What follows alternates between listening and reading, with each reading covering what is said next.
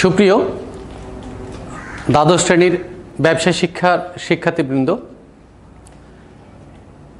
Rajshahi government degree college কর্তৃক আয়োজিত online ক্লাসে তোমাদের স্বাগত জানাচ্ছি। আজকে তোমাদের হিসাব বিজ্ঞান দ্বিতীয় পত্রের একটি ক্লাস, দ্বিতীয় অধ্যায় অংশীদারি ব্যবসায়ের হিসাব, এই অধ্যায়টি নিয়ে আমি হাজির হয়েছি তোমাদের সামনে। সম্প্রতি তোমরা তোমাদের পরীক্ষার জন্য এইচএসসি ফাইনাল পরীক্ষার জন্য একটি শর্ট সিলেবাস তোমরা পেয়েছো। এই সিলেবাসের মধ্যে এই দ্বিতীয় অধ্যায়টি রয়েছে। এটি দুটি কারণে খুবই গুরুত্বপূর্ণ। একে তো হচ্ছে এটি তোমাদের যে বোর্ড পরীক্ষা হবে সেখানে অধ্যায় থেকে প্রশ্ন আসবে, এবং তোমরা জানো যে তোমাদের এখানে মূলত 5টি অধ্যায় শর্ট সিলেবাসে দেওয়া হয়েছে। সুতরাং যদি 11টি প্রশ্ন হয় তাহলে একেবারে খুবই স্বাভাবিকভাবেই তোমরা প্রত্যেকটি অধ্যায় থেকে কমপক্ষে 2টি করে অঙ্ক কিন্তু পাবে। তো সেদিক থেকে এই অধ্যায়টি খুবই গুরুত্বপূর্ণ। এরপরে পরবর্তীতে বিশ্ববিদ্যালয় ভর্তি পরীক্ষায় যখন তোমরা বসবে তখনও কিন্তু এই অধ্যায়টি খুবই গুরুত্বপূর্ণ, এবং এই অধ্যায় থেকে কিন্তু বিশ্ববিদ্যালয় ভর্তি পরীক্ষায় প্রশ্ন প্রতিবারই সকল বিশ্ববিদ্যালয় ভর্তি পরীক্ষায়, বিশেষ করে ব্যবসা শিক্ষা অনুষদের বা বাণিজ্য অনুষদের যে প্রশ্ন ভর্তি পরীক্ষা হয় সেখানে কিন্তু প্রশ্ন আসে। সুতরাং এই অধ্যায়টি খুবই গুরুত্বপূর্ণ। তো প্রথমেই আমরা যদি একটু চ্যাপ্টারটির সাথে আজকে একটু রিলেটেড হই, একটু পরিচিত হই, একটু দেখি আমরা যে এই অধ্যায়ের মধ্যে আসলে কি আছে, আমরা কি করতে চাই বা অধ্যায়টা কি আসলে, তাহলে আরও বুঝতে সুবিধা হবে আসলে আমরা এই অধ্যায়ে কি করতে চাচ্ছি। তো প্রথমেই যদি আমরা দেখি সেটি হচ্ছে অংশীদারি ব্যবসায় এটি আবার কি। ঠিক আছে, তোমরা ইতোমধ্যে অংশীদারি ব্যবসায় বা এক মালিকানা ব্যবসায় এই টপিকগুলোতে ধারণা পেয়েছো। তোমাদের ব্যবসা সংগঠন ও ব্যবস্থাপনা যে বইটি আছে সেখানেও আছে, আবার এখানে এই হিসাব বিজ্ঞান বইতে আছেই সেটি। তো মূলত হচ্ছে যে প্রতিষ্ঠান, যে ব্যবসা প্রতিষ্ঠানের একজন মালিক হয় তাকে আমরা এক মালিকানা কারবার বা এক মালিকানা ব্যবসা প্রতিষ্ঠান বলে থাকি। তাহলে খুবই স্বাভাবিকভাবে অংশীদারি যখন আমরা বলছি তখন আমরা বলছি এরকম 2 বা তার অধিক ব্যক্তি নিজেদের মধ্যে লাভ ক্ষতি বন্টনের উদ্দেশ্যে যে চুক্তির ভিত্তিতে যে ব্যবসা প্রতিষ্ঠান বা যে কারবার গড়ে তোলে বা গঠন করে তাকে আমরা বলছি কি অংশীদারি ব্যবসায়।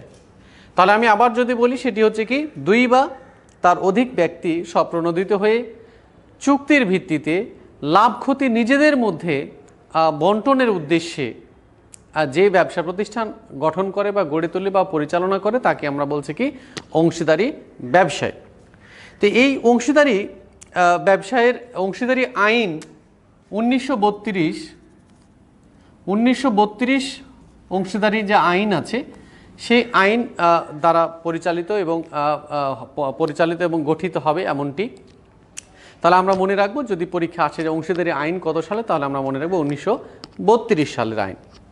এরপরে তো অংশীদারি আইনের মানে অংশীদারি এই যে ব্যবসা বা এই যে কারবার, এই ব্যবসা বা কারবারের একটি মূল ভিত্তি আছে। এই মূল ভিত্তি কিন্তু হচ্ছে চুক্তি। ঠিক আছে, তো এই চুক্তিকে আমরা প্রথমত 2 ভাগে ভাগ করি। একটি হচ্ছে লিখিত এবং একটি হচ্ছে মৌখিক। যদিও নিবন্ধনের ভিত্তিতে আবার 2 প্রকার আছে, সেটি একটি হচ্ছে নিবন্ধিত, একটি হচ্ছে অনিবন্ধিত। কিন্তু মূলত প্রথমত চুক্তি হচ্ছে 2 ধরনের, একটি হচ্ছে লিখিত এবং একটি হচ্ছে মৌখিক চুক্তি। তোমরা জানো যে আমাদের দেশীয় প্রেক্ষাপটে অংশীদারি ব্যবসায় যেগুলো সচরাচর, যেগুলো গ্রামে বা এলাকায়, তোমাদের এলাকায় যে অংশীদারি দেখা যায় যে 2 বন্ধু বা ঘনিষ্ঠজন বা আত্মীয় স্বজন বা এই এলাকার কিছু গণ্যমান্য ব্যক্তি মিলে কোনো একটা ব্যবসা প্রতিষ্ঠান শুরু করতে পারে। তো সেক্ষেত্রে লিখিত চুক্তির খুঁজে পাওয়া খুবই মুশকিল। দেখা যাচ্ছে তাদের ভিতরে মৌখিক চুক্তি বেশিরভাগ থাকে, বেশি সময় দেখা দেয়। আবার অনেক সময় এমনটি হয় দেখা যাচ্ছে লিখিত আছে কিন্তু সেটি নিবন্ধিত নয় বা রেজিস্টার্ড নয়, তো সে এরকম চুক্তিও কিন্তু দেখা যায়। যাই হোক, অংশীদারি ব্যবসায়ের মূল ভিত্তি কিন্তু চুক্তি। এখন প্রশ্ন আসে, তাহলে কি যে চুক্তি কি থাকবে না, বা চুক্তি যদি না থাকে তাহলে কিভাবে বিষয়গুলা সমাধান করা হবে, বা মুনাফা কিভাবে বণ্টিত হবে, মূলধন কিভাবে আনয়ন করবে, বা তোমরা জানো যে উত্তোলনের বিষয় রয়েছে, উত্তোলন কিভাবে করবে, তারপরে উত্তোলনের সুদের বিষয় রয়েছে, মূলধনের সুদের বিষয় রয়েছে, তারপর অতিরিক্ত কাজের পারিশ্রমিক, বেতন, কমিশন, এই সকল বিষয় কিন্তু জড়িত রয়েছে। তো শিক্ষার্থী বন্ধুরা, এই যে অংশীদারি যে চুক্তি, যেটিকে আমরা বলছি যে চুক্তি মূল ভিত্তি, তো এই চুক্তি ছাড়াও অংশীদারি ব্যবসা কিন্তু প্রতিষ্ঠিত হতে পারে। তো সেক্ষেত্রে চুক্তি যদি না থাকে তাহলে চুক্তির অবর্তমানে সেক্ষেত্রে আইনের ধারা রয়েছে যে চুক্তি যদি না থাকে তাহলে আইন কি বলছে, যে আইন বলছে যে চুক্তির অবর্তমানে কিছু শর্তাবলী রয়েছে, যে শর্তাবলী আবার কিন্তু তাদেরকে মানতে হবে বা মেনে চলতে হবে, এবং সেই মোতাবেক কিন্তু তাদের কি করতে হবে, অংশীদারি ব্যবসায় পরিচালনা করতে হবে। তো সেই চুক্তির অবর্তমানে যে গুরুত্বপূর্ণ যে শর্তাবলীগুলো রয়েছে, স্পেসিফিক করে আমি অল্প কয়েকটি শর্তাবলী যেগুলো আমাদের একেবারে অঙ্ক রিলেটেড, যেগুলোকে আমরা গুরুত্বপূর্ণ শর্তাবলী বলে থাকি, উল্লেখ করে থাকি, সেই সকল শর্তাবলীগুলোকে আমি কিন্তু তোমাদের সামনে একটু উল্লেখ করছি। তোমরা অবশ্যই খাতায় নোট ডাউন করবে, আর বুঝতে অসুবিধা হলে কমেন্ট বক্সে জানাবে। তাহলে যদি প্রথমেই শুরু করি, সেটি হচ্ছে চুক্তির অবর্তমানে অংশীদারি ব্যবসায়ের যে সকল শর্ত রয়েছে, বিশেষ বিশেষ শর্তগুলো আমি লিখে দিচ্ছি। তার ভিতরে 1 নম্বর যদি আমরা দেখি, তাহলে প্রথমে দেখছি যে সমপরিমাণ মূলধন আনয়ন করতে হবে। তাহলে প্রথম শর্ত হচ্ছে কি, অংশীদারি ব্যবসায়ের যে চুক্তি যদি না থাকে, চুক্তির অবর্তমানে যে শর্ত রয়েছে, তারপর প্রথম শর্ত বলছি কি আমরা, যে সমপরিমাণ মূলধন আনয়ন করতে হবে। অর্থাৎ এক্ষেত্রে কি করতে হবে, প্রত্যেক যে সকল অংশীদার থাকবে, অর্থাৎ 2 জন বা তার বেশি, সেক্ষেত্রে আমি একটু তোমাদের বলে রাখি যে সেটি যদি সাধারণ অংশীদারি ব্যবসায় হয় তাহলে সর্বনিম্ন 2 জন এবং সর্বোচ্চ কিন্তু 20 জন সদস্য হতে পারবে। এটি আমাদের 1932 সালের যে আইন, সেখান থেকে আমরা বলছি যে 1932 সালের অংশীদারি যে আইন, সেখানে আছে যে সাধারণ অংশীদারি যদি ব্যবসায় হয় সেক্ষেত্রে সর্বনিম্ন সদস্য হবে 2 জন এবং সর্বোচ্চ হবে 20 জন, আইনে বলা আছে। তো যেখানে আমরা ছিলাম সেটি হচ্ছে যে সেক্ষেত্রে কি হবে, যে কয়জন অংশীদার হবে তারা সমপরিমাণ মূলধন আনয়ন করবে। 2 নম্বর হচ্ছে সমপরিমাণ উত্তোলন করতে পারবে, অর্থাৎ প্রত্যেক অংশীদার একটা নির্দিষ্ট পরিমাণ সমপরিমাণ টাকা চাইলে কারবার থেকে উত্তোলন করতে পারবে। 3 নম্বর যদি আমরা দেখি, সেক্ষেত্রে হচ্ছে উত্তোলন এবং মূলধনের উপর কোনো প্রকার সুদ ধার্য হবে না। ঠিক আছে, তাহলে কি দেখছি আমরা, 3 নম্বরটা দেখছি কি, উত্তোলন এবং মূলধনের উপর কোনো প্রকার সুদ ধার্য করা হবে না। 4 নম্বর হচ্ছে সমপরিমাণ মুনাফা পাবেন, অর্থাৎ প্রত্যেক অংশীদার কি হবে, সমপরিমাণ বা সমান সমান মুনাফা বা লাভের অংশ পাবেন। 5 নম্বর, অতিরিক্ত কাজের বিনিময়ে কোনো অংশীদার বেতন দাবি করতে পারবে না। তাহলে কি দেখছি আমরা, যে কোন অতিরিক্ত যদি সময় কেউ দেয়, অনেক সময় দেখা যাচ্ছে একাধিক অংশীদার থাকলে কোনো একজন অংশীদার কারবারে বেশি সময় দিয়ে থাকে বা দিতে পারে, সেক্ষেত্রে যেটি হবে যে যিনি বেশি সময় দিবেন তিনি চাইলেই বা তার মনে হলে যে আমি হয়তো বেশি সময় দিচ্ছি, আমি অন্যরা একটু কম সময় দিচ্ছে, তাহলে আমার তো একটা নির্দিষ্ট পরিমাণ অতিরিক্ত অর্থ যেমন বেতন পাওয়া উচিত, এমনটি সে দাবি করতে পারবে না। তবে সর্বসম্মতিক্রমে, অর্থাৎ সবাই অন্যান্য অংশীদাররা যদি চায় বিষয়টি যে হ্যাঁ সে তো বেশি সময় দিচ্ছে, তাহলে তার এটা অতিরিক্ত কিছু পাওয়া উচিত, সেক্ষেত্রে সে অবশ্যই তা বেতন পেতে পারবেন। এরপরে যদি খুবই গুরুত্বপূর্ণ যেটি, সেটি হচ্ছে 6 নম্বর, সেটি হচ্ছে যে অংশীদারগণ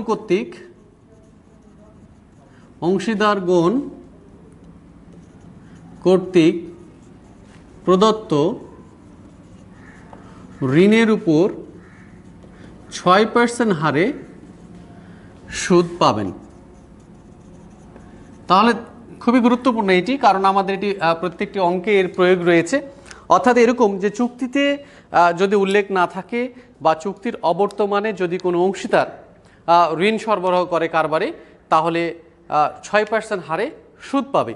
এখানে লক্ষণীয় একটি বিষয় যে আমরা যখন অনেক সময় দেখি শিক্ষার্থীরা এমনটি করে যে আমরা যেহেতু বলে দিলাম যে প্রদত্ত ঋণের উপর 6% হারে সুদ পাবে, কিন্তু এমন থাকতে পারে যে তাদের চুক্তি আছে, সেক্ষেত্রে চুক্তিতে উল্লেখ আছে যে সুদের উপরে ঋণের উপরে 8% সুদ পাবে। যদি এমনটি উল্লেখ থাকে সেক্ষেত্রে কিন্তু 8%-এর বাইরে ধরার সুযোগ নেই।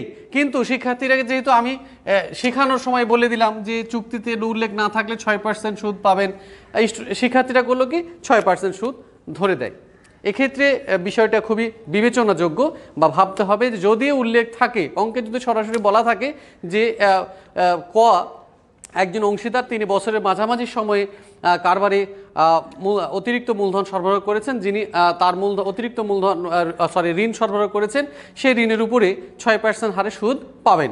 সেক্ষেত্রে যেটি হবে বা 8% হারে সুদ পাবেন বা 10% হারে সুদ পাবেন, সেক্ষেত্রে অঙ্কে যদি বলে দেয় সুদের কথা, তাহলে যে হার উল্লেখ থাকবে সেই হারেই সুদ গণনা করতে হবে। সেক্ষেত্রে আমরা মনে রাখবো তখন আর এই 6% কার্যকরী হবে না। কিন্তু যদি কোনো হার উল্লেখ না থাকে তখন অবশ্যই ঋণের উপরে 6% হারে সুদ ধার্য করতে হবে। তাহলে আমরা এই যে 6টি গুরুত্বপূর্ণ শর্ত আমরা উল্লেখ করলাম, তোমরা অবশ্যই খাতায় তুলে নিয়েছো। আমাদের অঙ্ক করতে গেলে এই শর্তগুলো আমাদের অঙ্কের ক্ষেত্রে লাগবে।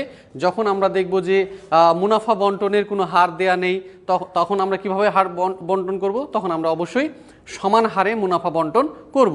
তারপরে যে প্রদত্ত ঋণের উপর যখন সুদের হার উল্লেখ থাকবে না, তখন আমরা কিন্তু 6% হারে সুদ ধরব। কিন্তু মূলধনের সুদ যদি ধরতে না বলে ধরবো না, কারণ আমি একটু আগে বলেছি যে চুক্তির অবর্তমানে মূলধনের সুদ বা উত্তোলনের সুদ ধরা যাবে না।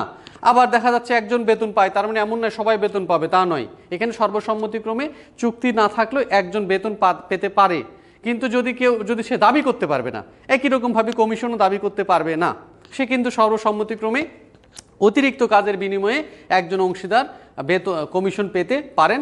সেক্ষেত্রে অন্যান্য অংশীদারদের সম্মতি থাকতে হবে। তো এই ছিল মোটামুটি শর্ত, এগুলো খুবই গুরুত্বপূর্ণ।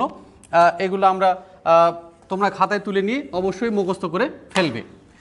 এই অধ্যায়ে অংশীদারি ব্যবসায়ের যে হিসাব মূলত যেটি করা হয়, এই অধ্যায়ে তোমরা যেটি শিখবে সেটি হচ্ছে যে তোমরা জানো যে একটা প্রতিষ্ঠানে আর্থিক বা একটা হিসাবকাল শেষে আর্থিক বিবরণী প্রস্তুত করা হয়। এই আর্থিক বিবরণীর একটি অংশ আমরা জানি, সেটিকে বলি আমরা আয় বিবরণী বা একটা আর্থিক বিবরণী আমরা বলতে পারি। যে আমাদের যে বেশ কয়েকটি যে 4টি আর্থিক বিবরণী রয়েছে খুবই গুরুত্বপূর্ণ, তার মধ্যে একটি হচ্ছে কিন্তু আয় বিবরণী। এই আয় বিবরণী থেকে তোমরা জানো যে এখান থেকে আমরা নিট লাভ বা ক্ষতি কিন্তু আমরা নির্ণয় করতে পারি। মূলত এই যে আয় বিবরণী থেকে যে নিট লাভ বের হবে বা আমরা নির্ণয় করব বা নির্ণয় করে একটা প্রতিষ্ঠান যে নির্ণয় করে, এই নিট লাভ অংশীদারদের মধ্যে বন্টন করে দেওয়া, ঠিক আছে, বন্টন করে দেওয়ার জন্য একটি হিসাব করা হয় যেটাকে বলা হয় লাভ ক্ষতি আবন্টন হিসাব। এবং এই লাভ বা ক্ষতিগুলো অংশীদারদের বা আরও অন্যান্য অংশীদারদের প্রাপ্য বা অংশীদারদের থাকেও কিছু কারবার প্রতিষ্ঠান অংশীদারি কারবার অনেক সময় কিছু পেতে পারেন। যেমন অনেক সময় অংশীদাররা উত্তোলন করে, সেই উত্তোলনের টাকা বা উত্তোলনের সুদ বা পণ্য উত্তোলন করেন, এই সংক্রান্ত কিছু প্রাপ্তি প্রতিষ্ঠানেরও কিন্তু অংশীদারের নিকট থাকে। আবার অংশীদারও অনেক কিছু পেয়ে থাকেন, যেমন বেতন, মূলধনের সুদ, কমিশন, লাভের অংশ। তো এই যে বিষয়গুলো, এই বিষয়গুলোকে সমন্বয় করার জন্য একটি মূলধন হিসাব অর্থাৎ অংশীদারদের মূলধন হিসাবের সাথে কিন্তু এগুলো সমন্বয় করা হয়। আবার মূলধনের সাথে সমন্বয় না করেও এটি আরেকটি হিসাব চলতি হিসাব করা হয়, সেখানেও সমন্বয় হতে পারে বা করা হয়ে থাকে। তো সেগুলো নিয়ে আমি পরে তোমাদের সাথে আরও বিস্তারিত কথা বলছি। তো শিক্ষার্থী বন্ধুরা, মূলত এই অধ্যায়ে যেটি করা হবে সেটি হচ্ছে যে এই অংশীদারদের এই আয় বিবরণী থেকে প্রাপ্ত নিট লাভ যেটি অংশীদারদের মাঝে বন্টন করে দেওয়ার জন্য একটি লাভ ক্ষতি আবন্টন হিসাব করা হয় এবং এই অংশীদারদের প্রাপ্য বা অংশীদারদের যে প্রদেয় প্রতিষ্ঠানের নিকট যে সকল বিষয়গুলো থাকে এগুলো সমন্বয় করে মূলধন একটা সমাপনী মূলধন নির্ণয় করার জন্য অংশীদারদের মূলধন হিসাব করা হয়। তাহলে এই অধ্যায়ে যেটি আমরা স্টুডেন্টদের শিখবে বা তারা যেটা জানতে পারবে বা শিখতে পারবে সেটি হচ্ছে বিষয়টি এরকম যে কিভাবে তারা অর্জিত লাভ যেটি অংশীদাররা ভাগ করে নেবেন বা অংশীদারদের মধ্যে বন্টন করা হবে এবং লাভ সহ অন্যান্য বিষয়গুলো সমন্বয় করে অংশীদারের সমাপনী মূলধন কেমন করে নির্ণয় করা হবে এটি কিন্তু জেনে যাবে। তো এখন এই যে অংশীদারদের যে আমি দুটো হিসাবের কথা বললাম, একটি হচ্ছে যে লাভ ক্ষতি বন্টন হিসাব, একটি হচ্ছে অংশীদারদের মূলধন হিসাব। তো এই যে হিসাবগুলো মূলত অংশীদারি ব্যবসায়ের যে হিসাবগুলো আমরা করি এখানে মূলধন হিসাবটি মূলত ফ্যাক্টর আর কি। এই মূলধন হিসাবটি এখানে প্রস্তুত করার জন্য এখানে দুটি পদ্ধতি কিন্তু রয়েছে, অর্থাৎ মূলধন হিসাব অংশীদারদের মূলধন হিসাব সমন্বয়ের জন্য বা মূলধন হিসাব প্রস্তুত করার জন্য দুটি পদ্ধতি আমরা দেখব এই অধ্যায়ে। একটিকে বলি আমরা স্থিতিশীল মূলধন পদ্ধতি, স্থিতিশীল মূলধন পদ্ধতি। আরেকটি হচ্ছে 2 নম্বর হচ্ছে পরিবর্তনশীল মূলধন পদ্ধতি। ঠিক আছে, স্থিতিশীল মানে তোমরা ঠিক বুঝতে পারছো যে আসলে অপরিবর্তনশীল বা যেখানে মূলধনটি পরিবর্তন হবে না। আর পরিবর্তনশীল মূলধন পদ্ধতি মানে বুঝতে পারছো যে ক্ষেত্রে মূলধনটি পরিবর্তন হয়ে যাবে। একদম সহজ আমি যদি সহজে বলতে চাই তাহলে বিষয়টা এরকম দাঁড়ায় যে অংশীদারদের প্রারম্ভিক মূলধনের সাথে অতিরিক্ত মূলধন ছাড়া আর কিছুই যোগ করব না। মনে করো এরকম যে 3 জন অংশীদার আছে ক খ গ, এদের প্রারম্ভিক মূলধন একজনের 50,000, একজনের 30,000 আর একজনের হচ্ছে 20,000। তাহলে যদি এই প্রারম্ভিক মূলধনের সাথে আমি কিছুই না যোগ বিয়োগ করি সারা বছরে, তাহলে এদের 1 তারিখে যে মূলধনটি ছিল সেটি কিন্তু আবার 31 তারিখ অর্থাৎ বছরের শেষে কিন্তু সেই মূলধনটি কিন্তু থেকে যাবে। ঠিক আছে, এটিকে আমরা কি বলছি স্থিতিশীল মূলধন পদ্ধতি। তবে এখানে উল্লেখ্য একটি বিষয় মনে রাখবে তোমরা যে স্থিতিশীল মূলধন পদ্ধতিতে কিন্তু প্রারম্ভিক মূলধনের সাথে আর একটি বিষয় যোগ হয়, সেটি হচ্ছে অতিরিক্ত মূলধন। মনে রাখবো, আমি আবার বলে দিচ্ছি যে স্থিতিশীল মূলধন পদ্ধতিতে প্রারম্ভিক মূলধনের সাথে শুধুমাত্র অতিরিক্ত মূলধন যোগ হবে, আর কোনো দফায় কিন্তু এর সাথে যোগ বা বিয়োগ হবে না, যার ফলে প্রারম্ভিক মূলধনটি অপরিবর্তনশীলভাবে থেকে যাবে, যেটি পরিবর্তন হবে না।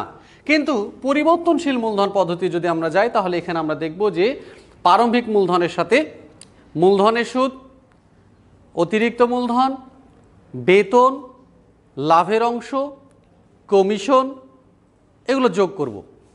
আবার নগদ উত্তোলন, উত্তোলনের সুদ এবং পণ্য উত্তোলন বিয়োগ করব। তাহলে কি হবে, এই যে এতগুলো দফা যেগুলো বললাম, কি কি বললাম, অতিরিক্ত প্রারম্ভিক মূলধনের সাথে অতিরিক্ত মূলধন, মূলধনের সুদ, লাভের অংশ, বেতন, কমিশন এগুলো যোগ করব। আবার কি বলছি, উত্তোলনের সুদ, পণ্য উত্তোলন বিয়োগ করব। তাহলে এই যে যোগ বিয়োগ প্রারম্ভিক মূলধনের সাথে এতগুলো দফা যখন আমরা যোগ বিয়োগ করব তখন আলটিমেটলি সমাপনী মূলধনটা কি হবে, প্রারম্ভিক মূলধনের চেয়ে ভিন্ন হবে বা পরিবর্তন হয়ে যাবে। একেই আমরা কি বলছি, পরিবর্তনশীল মূলধন পদ্ধতি। তাহলে শিক্ষার্থী বন্ধুরা এখানে আমরা দুটি পদ্ধতিতে অঙ্ক করব। এক্ষেত্রে আমরা খেয়াল রাখব যে মূলত আমরা এখানে দুটি হিসাব প্রস্তুত করি। একটি হচ্ছে লাভ ক্ষতি আবন্টন হিসাব, এবং আরেকটি হচ্ছে অংশীদারদের মূলধন হিসাব। খেয়াল রাখবো আমরা, যদি অঙ্কটি স্থিতিশীল মূলধন পদ্ধতিতে হয় সেক্ষেত্রে একটি নতুন হিসাব আমাদের করতে হবে। এই দুটির বাইরে আরেকটি হিসাব করতে হবে, যেটিকে আমরা বলছি অংশীদারদের চলতি হিসাব।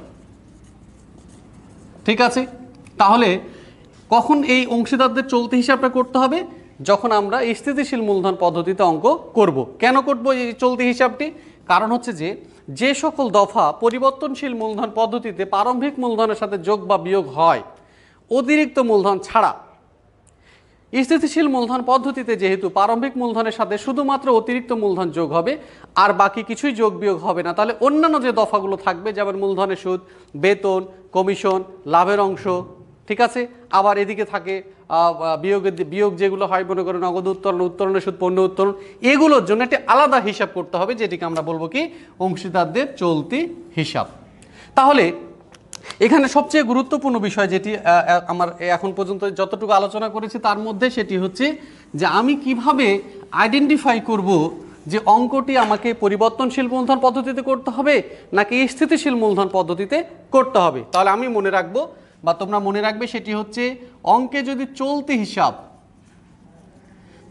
হিসাব প্রস্তুত করতে বলে, আমি আবার বলছি, অঙ্কে যদি চলতি হিসাব প্রস্তুত করতে বলা হয় অথবা অঙ্কের উদ্দীপকের মধ্যে চলতি হিসাব সংক্রান্ত কোনো দফা অন্তর্ভুক্ত থাকে, তাহলে মনে রাখবে তোমরা যে অঙ্কটি স্থিতিশীল মূলধন পদ্ধতিতে সমাধান করতে হবে। আমি আবার বলছি, অঙ্কে যদি করণীয় অংশে বা অর্থাৎ আমাদের যে রিকোয়ারমেন্ট থাকে ক, খ, গ, এই তিনটি অংশের মধ্যে যে কোনো একটি অংশে যদি এই চলতি হিসাব প্রস্তুত করা এমনটি থাকে, দ্বিতীয়ত হচ্ছে অঙ্কের যে উদ্দীপক থাকবে এই উদ্দীপকের ভেতরে যদি চলতি হিসাব সংক্রান্ত কোনো তথ্য বা দফা দেয়া থাকে, তাহলে অবশ্যই অঙ্কটি স্থিতিশীল মূলধন পদ্ধতিতে সমাধান করতে হবে। এছাড়া আর অন্যান্য যে কোনো বিষয় থাকুক না কেন, যদি স্পষ্ট করে উল্লেখ না থাকে অর্থাৎ সরাসরি করতে না বলা থাকে যে চলতি হিসাব অঙ্কটি স্থিতিশীল মূলধন পদ্ধতিতে সমাধান করো, এমনটি যদি আর কোথাও উল্লেখ না থাকে সেক্ষেত্রে আর এই চলতি হিসাব প্রস্তুত করো এমনটি উল্লেখ না থাকলে অথবা চলতি হিসাব সংক্রান্ত কোনো দফা অঙ্কে দেয়া না থাকলে, এই তিনটি কথা আমরা মনে রাখবো, সেক্ষেত্রে আমাদের সবসময় অঙ্কটি পরিবর্তনশীল মূলধন পদ্ধতিতেই সমাধান করতে হবে। এক্ষেত্রে আমাদের মনে রাখতে হবে সেটি হচ্ছে যে এই চলতি হিসাব প্রস্তুত করার সময় আমরা খেয়াল রাখবো সেটি হচ্ছে যে চলতি হিসাব করতে বলেছে কিনা, অথবা অঙ্কটিতে চলতি হিসাব সংক্রান্ত দফা আছে কিনা, অথবা সরাসরি বলা আছে কিনা যে স্থিতিশীল মূলধন পদ্ধতিতে অঙ্কটির সমাধান করো। ওকে, তাহলে আমাদের অঙ্ক পড়ে আমরা এখন বুঝতে পারবো যে কোন পদ্ধতিতে করেছে। এবার আসি আমরা মূলধনের যে সুদ আমরা ধরবো, মূলধনের সুদ আমরা কিভাবে ধরব, ঠিক আছে, আমি খুবই স্টেপ বাই স্টেপ একেবারে আলোচনা করে দেব তোমাদের, যাতে তোমরা অঙ্ক পড়ে নিজেরাই অঙ্কের সমাধান করতে পারো এবং বুঝতে পারো যে আসলে কিভাবে আমাদের অঙ্কটি করতে হবে। তো প্রথমে যদি আমরা আসি যে মূলধনের সুদ, ঠিক আছে, মূলত একটি প্রতিষ্ঠানের দৃষ্টিকোণ থেকে মূলধনের সুদ কিন্তু প্রতিষ্ঠানের খরচ, অর্থাৎ এটি যেহেতু প্রতিষ্ঠানকে দিতে হয়, অংশীদাররা এটা পেয়ে থাকেন, তাহলে এটি হচ্ছে অংশীদার প্রতিষ্ঠানের দৃষ্টিকোণ থেকে বা প্রতিষ্ঠানের আঙ্গিকে এটি হচ্ছে প্রতিষ্ঠানের খরচ। কিন্তু এই মূলধনের সুদই আবার অংশীদাররা পেয়ে থাকেন, অর্থাৎ অংশীদাররা যেহেতু তারা পাবেন, এই কারণে অংশীদারদের কিন্তু এটি আবার আয়, অংশীদাররা যেহেতু পাবেন, ঠিক আছে। তো মূলত আমাদের প্রারম্ভিক মূলধনের উপরে 1 বছরের সুদ ধার্য করতে হয়, এটি মনে রাখবে তোমরা। আমি আবার বলছি, মূলত অংশীদারদের প্রারম্ভিক মূলধনের উপরে 1 বছরের সুদ ধরতে হয়, আর যদি অতিরিক্ত মূলধন আনয়ন করেন সেক্ষেত্রে আনুপাতিক হারে সুদ ধরতে হবে। মনে করো বছরের মাঝামাঝি এনেছে, তাহলে 6 মাসের সুদ ধরতে হবে। মনে করো অক্টোবর মাসের 1 তারিখে এনেছে, তাহলে 3 মাসের সুদ ধরতে হবে। তো সেক্ষেত্রে মনে রাখবো আমরা, এটি খালি মনে রাখলে হবে যে প্রারম্ভিক মূলধনের উপর কি করতে হবে, 1 বছরের সুদ ধরতে হবে এবং অতিরিক্ত যে মূলধন আনয়ন করবে সে তার উপরে আনুপাতিক হারে মাস অনুযায়ী সুদ ধরতে হবে। তো শিক্ষার্থী বন্ধুরা, আজকে আমি আর বিশেষ আলোচনা তোমাদের সামনে করব না। এই আসলে এটি অনেক লম্বা একটি চ্যাপ্টার, যার সাথে থিওরিটিক্যাল অনেক বিষয় জড়িত রয়েছে, যেগুলো জানা খুবই জরুরি অঙ্ক ভালো পারার জন্য, ভালো বোঝার জন্য। তোমরা অবশ্যই বই ভালোভাবে রিডিং পড়বে, তার সাথে তোমরা অংশীদারির বিভিন্ন ধারা রয়েছে, যেমন অংশীদারি আইনের যেমন বিলোপ সাধনের ধারা, তারপরে নতুন অংশীদার যোগদান করবে এর কি ধারা বা এর কি বিধান, এগুলো তোমরা অবশ্যই ভালো করে পড়বে।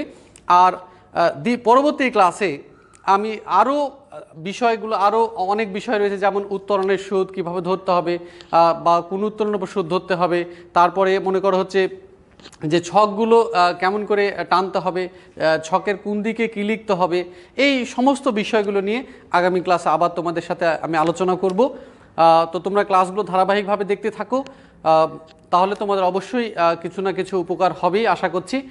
তো শিক্ষার্থী বন্ধুরা, খুব শীঘ্রই আবার তোমাদের সাথে পরবর্তী ক্লাসে দেখা হবে। সে পর্যন্ত ভালো থাকো, সুস্থ থাকো, ধন্যবাদ।